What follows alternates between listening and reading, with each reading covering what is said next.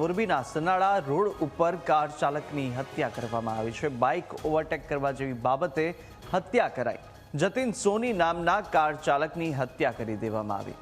Bike overtake કરવાની બાબતે માથાકૂટ થઈ અને બાઇક પર આવેલા બે અજાણ્યા લોકોએ છરી મારી છે।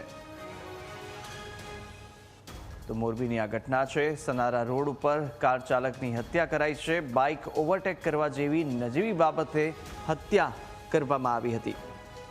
જતીન સોની નામના કાર ચાલક કે જેની હત્યા કરતા પોલીસ તપાસ પણ શરૂ થઈ છે। સ્થળ પર પોલીસ પહોંચી અને વધુ કાર્યવાહી અત્યારે પોલીસ દ્વારા કરવામાં આવી રહી છે। મહત્વનું છે કે બાઇક ઓવરટેક કરવાની બાબતે માથાકૂટ થઈ। બે શખ્સો જે આવ્યા હતા બાઇક પર તે અજાણ્યા લોકોએ છરી મારી અને હત્યા નિપજાવી।